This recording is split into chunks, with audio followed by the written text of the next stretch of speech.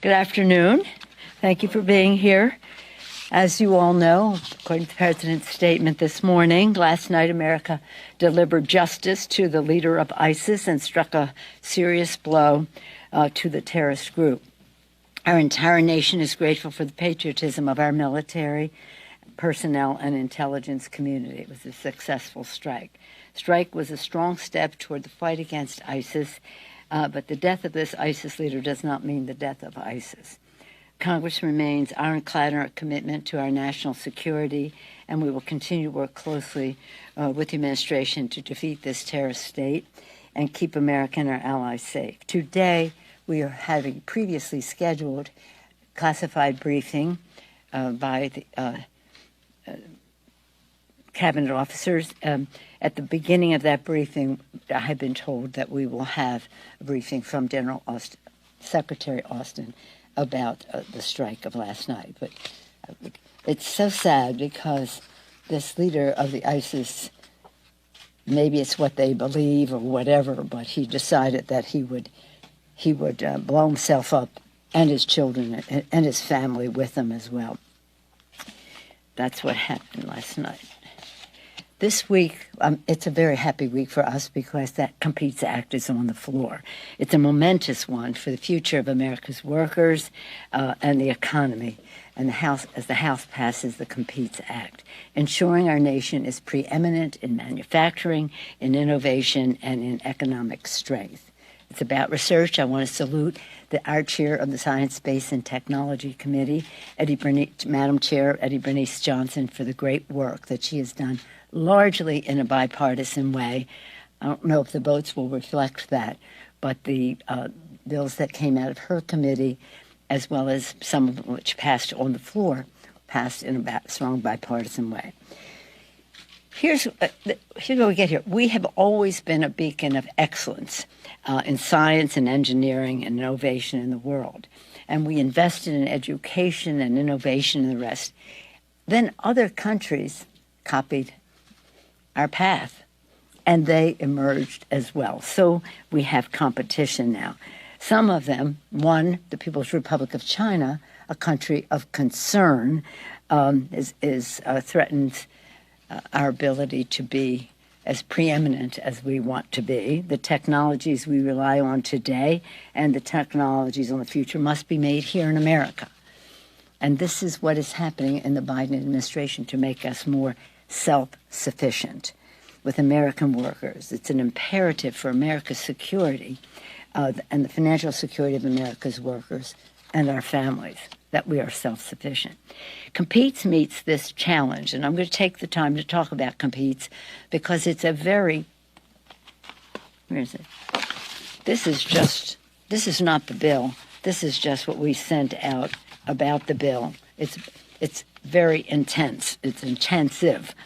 Competes meets this challenge first by investing $52 billion to support the manufacture of chips and semiconductors. Do you know how many chips are in an electric car? 2,000. Non-electric car, 1,000. But the absence of chips is hindering our manufacturing of cars. We need more chips, and we need them to be made in America. They are the lifeblood of modern technology, but are increasingly being made abroad, again, sometimes in countries of concern, leaving us vulnerable on supply chain issues. And that makes cost higher, and it contributes to inflation. We are bringing production back. So that's $52 billion, chips, semiconductors. Secondly, the CHIPS Act invests $45 billion to support manufacture and acquisition of critical goods or industrial equipment essential for our national security. And I'm going to read you this from here and hope that you would read this. It authorizes $45 billion for grants, loans, and loan guarantees to support supply chain resilience and manufacturing of critical goods, industrial equipment, as I say, and manufacturing technology. This is how it relates to our economy and our families. Supports the manufacturing or equipment acquisition of critical goods or industrial equipment that are essential for the national security and economic vitality.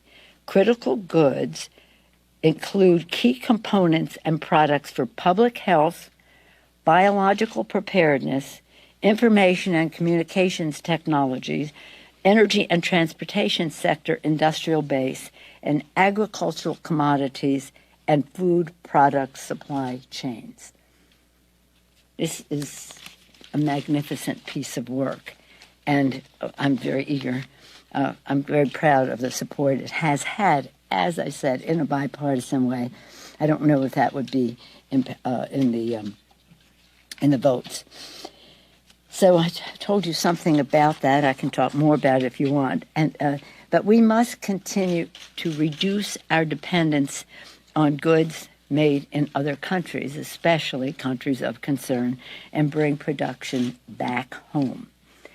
Said one was the 52 billion for chips. The second was 45 billion for the supply chain. Third, and this is not about money, but with the bipartisan bills that are contained in this, we are advancing U.S. scientific research and innovation excellence to ensure that we lead the technologies of the future. And fourth, we're positioning U.S. interest and values to win on the world stage, holding the People's Republic of China accountable for using slave labor, which is a human rights issue and hurts U.S. workers. Okay, so again, more American goods made here at home lowers costs and strengthens supply chains for America, ensures that America, not the People's Republic of China, writes the rules of the road for the 21st century. Speaking of the People's Republic of China, before I came here, and that's why I'm a few minutes late, I testified at and then listened to the testimony at the Congressional Executive Commission on China hearing. Tomorrow, the Olympic Games begin in China, and we heard from voices of the oppressed who spoke out on human rights violations being perpetrated by the host nation. While we fully support our athletes and have not called for a boycott by the athletes, we cannot be silent on human rights in China. We called for a diplomatic boycott, but not an athletic one. That's last year, called for no official U.S. presence at the Games, which President Biden has supported. Other countries have followed our lead. For example, the United Kingdom, Canada, Australia, Belgium, Denmark, Estonia, Latvia, Lithuania, the Baltic states. Meanwhile, as Congress, I wish you could have heard the testimony, and it was live streamed, perhaps some of you saw, of the witnesses. They were so eloquent in representing every aspect of human rights violations, including genocide. But what's important to note and how it relates to the economy is that when you talk about the Uyghurs and the camps that these people are sent to and the rest, when we talk about genocide, that would be enough justification to oppose what the PRC is doing, but it's not the only reason. What it does, not only as a resource to perhaps U.S. manufacturers, but others as well. So this is not just a human rights issue, it's an unfair trade issue as well. Again, we are, of course, the subject at hand is the omnibus bill that Rosa DeLauro is brilliantly taking the lead on, setting us for a strong omnibus to address critical priorities for the American people. Right now, we are going back and forth with authors between the Democrats and Republicans, and we're hoping to reach a deal on a top line very soon on that. I know that's an issue that you're concerned about because that relates to schedule. And speaking of schedule, I am very proud that on schedule our goal was to reach 1,000 infrastructure events. We're nearly 1,300 infrastructure. I think it's 1,271 infrastructure events so far around the country. Again, about bridges and roads and water supply, getting the lead out, broadband, issues that relate to safety on our streets, even some relationship to addressing the climate crisis. As we spread the word of our victories for the Democrats, we remain hard at work to help to pass BBB as well as voting rights. One connection between infrastructure and omnibus is that some of the money in the infrastructure bill cannot be freed up until we pass the omnibus bill. So for these and other reasons, to meet the needs of the people, to show that Democrats deliver for the people, and we want to do so in a strong bipartisan way, we have to get that. We're hoping to get that done as soon as possible in terms of the infrastructure bill. The omnibus bill. Any questions? Madam Speaker, a new Instagram account called Dear White Staffers has been collecting troubling accounts. Excuse me, can we, if you got something extraneous, I'm happy to get to it, but let's talk. We're trying to keep government open. We're trying to be preeminent in the world, and I'm happy to come back to that. Any questions on what we're doing here? Jake, what do you got? What do you have? I'm wondering about sanctions, Russia sanctions. Yeah. Where do you land? Are you in favor of preemptive sanctions? What is your general thinking at the moment? We have two bills, a bill in the Senate, the Menendez bill, and then in the House, Mr. Meeks's bill from his committee. They're on a similar path. There are those, someone on the Republican side who would like to have the preemptive, have these sanctions first. Where I come down, and in keeping with the guidance from my committee chair, Mr. Meeks, and the administration, I think it's really important for us to use the sanctions if the Russians strike. It is important because it's where leverage is at maximum. If they do this, then we strike. It is where also most of our allies are on this, and that is a very important part of this, how we work jointly on it, and that is why I support using sanctions if they invade. And how about how drastic do you want sanctions to be if they invade? I mean, are you in favor of kicking them out of the SWIFT financial system? I mean, what do you see? Well, the committee, I think they have to be very much more forceful than they have been, because we're talking about an invasion of a country. We're talking about NATO countries being at risk if the Russians succeed in Ukraine. So this is deadly serious. So they have to feel the pain, and it has to be felt right up to the richest man in the world, Vladimir Putin. Nobody knows what he's going to do except him, and that's why we have to be prepared for whatever that may be. But I do think that they have to be strong enough to be effective. They have to be done after and if they invade, and they have to be done in compliance with our allies working together. Yeah. On the January 6th committee, we know that their scope keeps getting bigger. We know they're looking at timelines leading up to the attack, where key people were and what they were doing and so forth. I wonder, have you provided any kind of testimony or documents to the committee? No. I keep as far away from the committee as possible. If they asked me, I would, but I don't. I was on the podium and then I was swept away. Do you expect to be asked about things like I had no idea. Security or evacuation procedures? Or I have no idea. I know about what they do the way you do in the public domain. We authorize them. We give them the resources they need to do what they do. But that is the work of the committee. It has nothing to do with me. Yes, ma'am. Thank you, Madam Speaker. On that legislation by Congressman Meeks, once it's done and when it's ready, Yeah. do you plan to fast track that, bring it straight to the House floor, or possibly skipping markup? And then I just wonder if you can respond. We heard some comments from Senator Joe Manchin this week saying that Build Back Better is dead. I know in your previous press conference you referenced possibly that it could be renamed or rebranded, taking...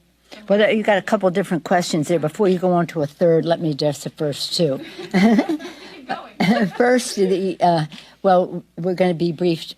Mr. Meeks will be presiding on our side at the briefing, the Ukraine briefing, and we want to move quickly with these. Now, that'll be up to the chairman as to the process and the rest. But we want to be as close to the Senate bill as possible so there's no delay in getting something to the president's desk. The second part is I'm never giving up on BBB.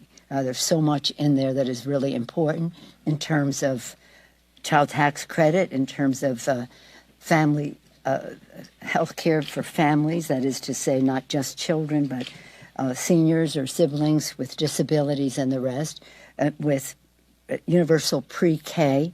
This is it's about lowering cost for the American people, lowering the cost of health care, lowering the cost of child care, lowering the cost of family care, lowering the cost of education at the pre-K level, and we must get something done.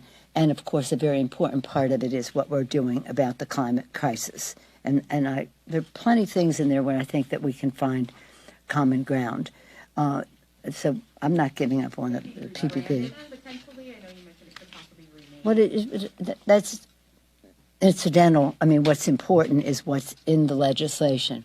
Lowers cost, increases pay, and is completely paid for. So one other thing about it is when we talk about inflation, people say, oh, you're spending money on this or that. This is completely paid for. Not only is it paid for, it will, in fact, reduce the national debt because it is, we raised so much more money because we thought we were going to do so much more. So I'm very, we cannot abandon it. We must proceed. Yeah. Yes, ma'am. Madam Speaker, just continuing on Ukraine, I know you have the briefing coming up shortly, but do you have any knowledge or concern about reports that Russia could create some type of false pretext to attack? It appears U.S. officials may have evidence to that.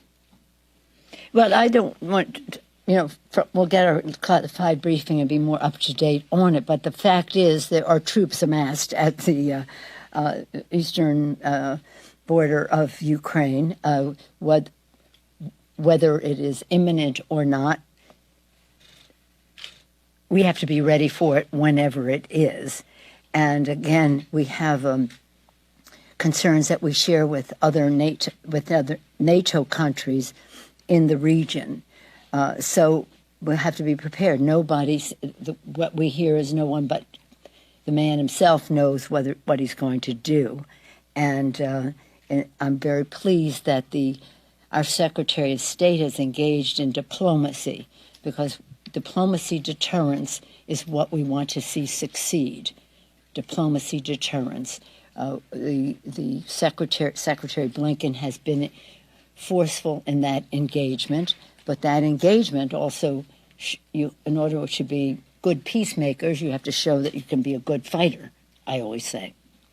So we'll see. But in terms of their intention, I have nothing to share with you about the intelligence on that here.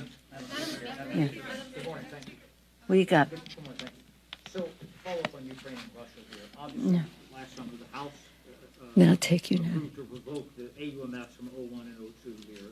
02. Yeah. But there has been some concern by progressives in the House, Barbara Lee, who was the only one who voted against the Afghanistan resolution in 01, saying we should lean on diplomacy first. Are you concerned about the military moving these troops, even though they're not going to have boots on the ground, and what the concerns are about members of your caucus who say, we just repealed these AUMFs, what is Congress's role as it pertains to war powers to be involved in moving these troops forward in Europe? Well, you have a multifaceted question, but the fact is we have to do a new AUMF, authorization for the use of military force. What is there is stale, old, and we have to do it. It's challenging because you have to decide on many things. The authorization for what? What is the purpose? What is the scope? What is the timetable? And what is the geography? And that's why we haven't had another one since, because we have to come to agreement on that. Would it pertain to something like this, what we're seeing right now in Eastern Europe? To moving those troops? I don't think so, no. Well, but why not? Well, they're. No, I don't think it does. I don't think we need an AUMF for that in terms of the scope and the threat that is there. You don't have, nor do I, a definition of what the purpose of those troops there are. They are a confidence builder for our allies in the region, and they are, if need be, where we go next, we'll make some judgment. But right now, just to move those troops, no. Your question. Madam Speaker, do you support staffer attempts to unionize here in Congress? Well, we're just unionized at the DCCC, and I supported that. Yeah, I supported that. I have a question about the, so I'm wondering, in the bill, the Competes Act, it actually, it tries to increase cooperation with China to address climate change. So I'm just wondering, how can you ensure that while increasing that cooperation, you can also be sure that the Chinese Communist Party is taking the sanctions in Xinjiang seriously and not try to get around those sanctions? Well, we are very serious about the Uyghur legislation that we passed in a bipartisan way. Senator Rubio and Chris Smith on the Republican side, Senate and House, Jim McGovern, Congresswoman Wexton, Senator Merkley, and others. This has been bipartisan and bicameral. So nobody should be misunderstand how serious we are about that. When we pass the appropriations bill, we'll have the funding to fund our follow-up on checking on what companies might be using products coming from prison labor camps, making our workers compete with prison labor. The Chinese, we certainly, I've taken second place to no one in this Congress in my criticism of China for over 30 years, since Tiananmen Square, when I first came to Congress. And I fought them every step of the way on trade issues, on human rights issues, and on proliferation of weaponry and delivery systems over the years. I also have worked with them on issues that relate to climate. I've been to China on that very subject, where we have seen what they have been doing. They deserve credit for many of the things they were doing in terms of climate, but they still remain a major emitter, as do we, and we all have to do better. But we have made our decisions. It's in their interest. It's in their interest because they have a pollution problem that is a health issue there, and that becomes a political issue as well as an economic issue. So again, we cannot say, because we hope you'll do something on climate, that we can ignore the fact that you're committing genocide of a population in your country. That's just not going to happen. And I said, and I'll close with this, and that is that